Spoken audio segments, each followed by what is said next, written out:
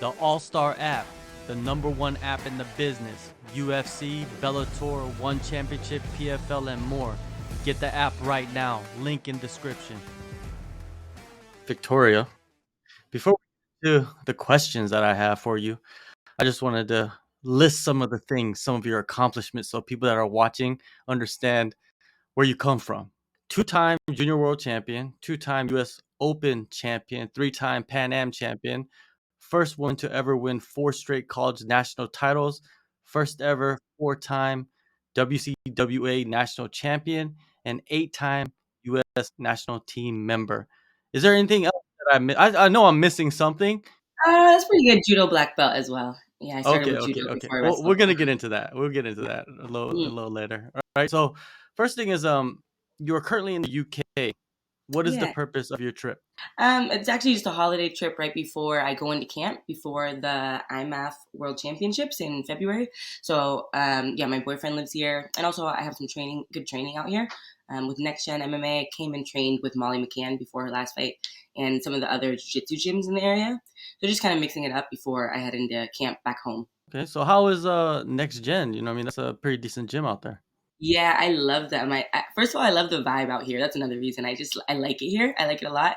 I like Liverpool. I like the people in Liverpool, and then Next Gen style really suits me. So I find their style to be conducive to a wrestler's everything that I do. So just pretty much take them down, take the back, and then choke them out, finish the fight. The accent. I've been around some people from Liverpool. The accent is very like, what is it? Attractive. You know what I mean? It Yeah, draws you in, right? The style that they yeah. speak. You starting to pick up on the lingo and all that. Yeah, it's taken a while. It's taken a while because there's so many it's obviously English, but there's so many words that are used in a different way than could understand them or phrases, and they have so Mhm. many ways to say the same thing that I'm like, I get lost in a conversation quickly. Yeah. But now, yeah, now I got it. And then picking up on the accent intonations because Mhm. when I first got here, I was like, I don't know what they said. Yeah, Yeah, that's the real English, yeah, right? exactly. I True. guess. Yes, Yeah. that's the real English. True. There's so Uh, many accents up and down UK too. It's just yeah, crazy to hear the it's a differences trip. in a pretty small country. Yeah, it's a trip. It's a trip. Now I wanted to rewind and talk about the start. I was watching another interview that you did, and you said that you always wanted to be a ninja since you were Yeah. a little kid. Now, what Mhm. sparked the ninja obsession? That's a great question. My dad, when I was young, we're from California. My dad grew up in LA, and he did a bunch of martial arts just all throughout his youth when he was growing up. And so when I was 6 years old, we'd be watching Bruce Lee movies, and probably earlier than that, and just watching ninja movies. And there's a movie, Crouching Tiger, Hidden Dragon, that I think I just watched it recently on a plane, and I'm like, I think I took my inspiration for my entire life from this movie because it has two or three strong female leads, and because of that, I just think always up, they're so badass, they're so agile, and I always like climbing and like acrobatics and all that. So, and then fighting it in competition has always just been a part of me. I've always been a really competitive person since I was a little kid. So I remember I had a poster above my bed of three ninjas. Like I don't know if other girls maybe had princesses above their bed, but I had that, and I would ask my dad to take me to like the martial arts fairs, and yeah. So it's just something I've just always had a heart for. Yeah, a lot of flying in that movie. In Yes, Crouch. yes, it's true. And whenever I have flying dreams often and I wake up from them, I'm Okay. like, yes, this is what it's about.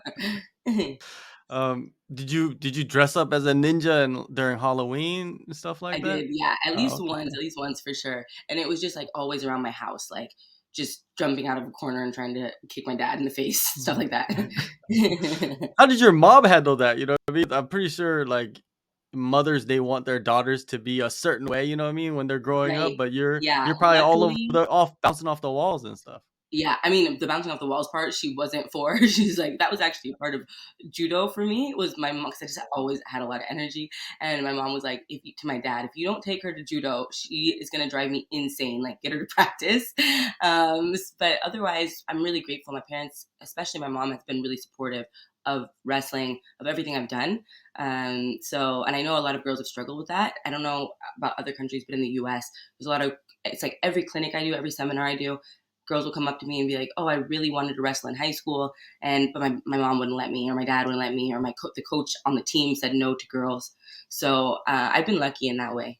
Yeah, you trained judo from the age of 6 to 14, then you were injured. Like, what was the injury that took you out of that Yeah. martial art? I broke my wrist. I was my initial goal, once I figured out okay, the highest level of judo is the Olympic Games. So from when I figured it out young, I remember would draw pictures of like podiums and me on top, and I just wanted to be an Olympian for judo, and I was on track for that. And at nationals when I was 14, I was throwing a girl, and my wrist slipped off her gi and posted. Should not do, my wrist snapped. But it turned out to be, a massive blessing because the next year I entered high school, and I couldn't really go back to judo. I tried a bit, and just the gripping would give me. I actually had to have a surgery on my wrist because the ligaments had detached, and it was just a bit too much. And then I saw a demonstration for high school wrestling when I was in PE class, and in the U.S., if you do a sport, you get out of PE. And my parents had actually suggested that I start wrestling, and I was like, absolutely not. I'm not, because the only choice was to join the boys wrestling team, right?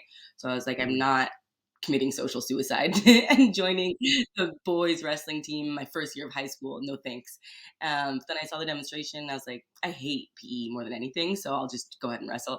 Was it social suicide? Like, when you did actually join the team and get involved in wrestling? It's such a good question because I think my perception as a 14-year-old girl was a bit.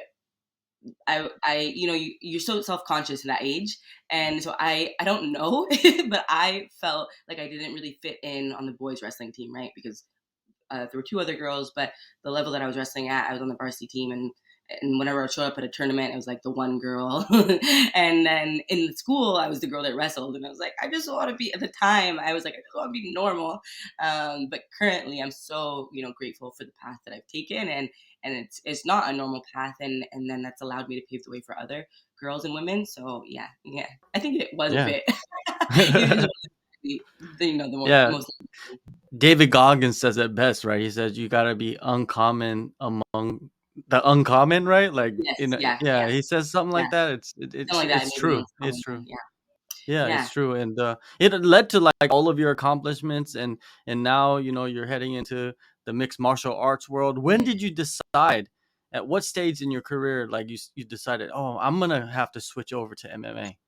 It really was just last year because all through my career, I was kind of just I would like tinker with the idea, and I was like, I'm not a fighter. I don't have that in me. Like I just to all of the bloodiness and everything. I was like, I don't think it's for me. It's kind of the same way that I was like, I don't think wrestling's for me, and it was definitely for me. But luckily, I grew up doing judo in California and knew Ronda well and her family, and like my mom would drop me off at Ronda's house, and then her mom would take us up to Northern California, and we'd go to judo training camps. And then when she switched over to MMA, I got to watch her career very closely, kind of from an inside view. And she obviously inspired women's MMA for the whole world. But for me in particular, I was like, okay, this is someone I actually know. Her style is similar to what I've done my whole life, like, and it's winning, so I can do it. But I still was like, I don't know about this. And Henry Cejudo has been someone that's mentored me through my whole wrestling career, and he would just always tell me like, Victoria, fighting is so much easier than wrestling. And I'm like, you're crazy. There's just no way. Like, look at you guys. And so I end up taking second at the last Olympic trials, going to Tokyo as a training partner. But in that time period, there were just some events that just showed me, yeah, this really is for you. Like I remember I went and sparred one day with a girl that was my actual weight, which is always a bit difficult at 105 finding training partners. And I took her down, and it just clicked in my brain like, unless I let her up, she's not getting up from underneath me. So I was like, I think this could be for me. I think my style is really suitable. And then just seeing all the champions that came from wrestling or had a wrestling based style, like DC, and the Russians, and obviously Henry. Yeah, it's crazy. It's like wrestlers have had this reign just recently. And Dominance. dominance, yeah, complete dominance with the style. So the things that kind of deterred me from fighting, I started to understand like, okay, if I don't want to get kicked in the head, then I can take them down. If I don't want to do jujitsu, then I don't have to take them down. But I get to control that. So yeah, it's really exciting, and it's funny too that I think some of my habits from wrestling were not good for wrestling, but they're good for MMA. So I had a tendency to fake too much, but in fighting, you want to be constantly, faking and showing a little this, that, and the other. And then also just in my heart and my style, I'm a showman for sure, a showwoman. And in wrestling, that's actually not good. You need to be able to win matches like 1-1 or 2-1. And that's high level wrestling at the end of the day, is just being really, really tight in your defense. But I would pretty much just score as many points as I could. And that's, if I wasn't doing that, then I wasn't having a great time. But MMA, it's obviously an entertainment sport, and being able to really show your skill set is of high value. So it's good. You mentioned Ronda Rousey. It's very clear that she is the most impactful person, or one of the most impactful people in the history of MMA, and the most impactful person in women's MMA, because she's the one who brought in women's MMA into the UFC. You have mentioned that you want to become the UFC atomweight champion, but there is no atomweight division. So I kind of see some parallels here, Yeah, right? With your 100%. backgrounds and like you having that goal, what I mean? Do you see that? Do you see like, yourself as being that person, to be that person to like go to Dana Yeah. White and say, "Yo, like Yes. I'm the Yeah, one." 100%. Yeah, and it is true that, like, to see Ronda, to be everyone knows the story that she was told, women will never fight in the UFC, and obviously it's just such a massive industry on the women's side now. So for me, that's been a massive inspiration to know that you can just create whatever you want if believe in yourself. And I just believe I have the characteristics and the traits and the skill set necessary to put on exciting fights. And then the other atomweight girls are sick. Like, there's so many great atomweight girls that just don't even have the chance to show themselves on a big stage, right? And that's one thing that actually transitioned me out of wrestling as well into MMA, is that they took out the lowest weight class in wrestling. It used to be 48 kilos, 105 pounds, and then they just 2017, boom! I just competed at the World Championships at 105, and then next year the weight's 110, 50 kilos, which as a percentage of our body weight is pretty big, and in wrestling it's especially important weight. So just that as well is like, man, I'm sick of this. I'm sick of small girls not having a place. And yeah, so I really do have the intention to create that. Create a place. Now, you made your amateur MMA debut at the Gamma World Championships in Amsterdam last March. You took home gold. How was that experience, and what did you take away from fighting in a tournament? It was so good. For me, it was really a testament, because I've never been in a fight up until that point in my entire life. Like, never in a club, in a bar, never to defend my friends or sisters or anything. So I was like, I don't even know if I'm going to like this. And I did. I loved it. It was so fun. It was the most focused I felt for anything in my entire life, which I was trying to figure out why after. I was just sitting there, like, a wrestling match has never felt like that, and I couldn't understand why at first. And then I realized, like, wrestling is like a controlled experiment. If you go out of bounds, the whistle blows and you get to walk yourself in bounds, or if my contact comes out, then I can put it back in. But in a fight, it's, all bets are off and the stakes are much higher. So it was like zoom. And for me, that's just like everything I could want, as to be able to compete, the enjoyment of just being fully present. And yeah, and then I didn't have any problem at all punching this girl in the face. Which my mom, I get on the phone with my mom after, and she's like, I'm not gonna lie, I didn't want to tell you beforehand, but we didn't think you're gonna be able to do that. I was like, what? She was like, we just didn't think you could be violent. so so yeah, I really did enjoy it, and for me, it's the capacity to continually improve. And in MMA, there's so many skills, right, that you can constantly be working on something, and if you kind of get bored in an area, you can go to this area because I need it just as much. So coming out of the fight, it's like I just want to train, and I just want to get better at this path I've chosen. Was it easy for you to make the switch to become violent, or did it take a little bit of time to shake off the cobwebs in maybe the first fight? It didn't at all, which was one of the things that was a little bit surprising to me. It just felt like, I want this girl to stop trying to fight me before I stop fighting. So she can just stop whenever she wants, but I'm just gonna keep chucking away until she does that. So it didn't feel like this supreme violence at all. It just felt like, yeah, I'm gonna need you to stop doing this. So it's my job to make her stop. You signed with KO Reps, and your manager is a familiar name in MMA circles. Could you tell everybody who that is, and how you girls hooked up? Yeah, B Nguyen, I'm so grateful for her. I'm so grateful she's come into my life. B we started chatting on Instagram. I think I followed her for a while, and she's someone that I actually was inspired by just through Instagram. I didn't know her, and I didn't even follow fighting that closely, so I was so on track for Olympic wrestling, and so following her and just seeing her journey and seeing like such a strong, powerful woman in this space. That also was entering other spaces, right, with like TV and Survivor and different other avenues, business avenues. And then she messaged me on Instagram and was like, I think we could work together well. And so I was like, okay, yeah. And I took her up on it after some conversations and met once or twice. And I'm so grateful I did that, because there were other management agencies I was looking at, but B is just perfect for me. And she understands my weight class as she's fought it. So she knows the girls, she knows the style, she knows she's fought in different, or she's mainly fought in one, right? But she's just kind of like been everywhere. So if I have any question, I can literally about clothes. I'm like, B, does this outfit look right? She's like, not at all. So everything I could need, she is, and I'm so grateful for her. Mhm. Yeah, she's an entrepreneur, not just a fighter. Yes. You know, Yeah. she knows how to do everything. That's a great person to have, especially someone that has fought and experienced everything rather than just some agent, you know what I mean, that's just Exactly. representing fighters. It's a great And she move. And cares. She cares a lot. Yeah. yeah, yeah, for She's a really sure. big heart. And you mentioned that you're getting ready for the IMFs early next year.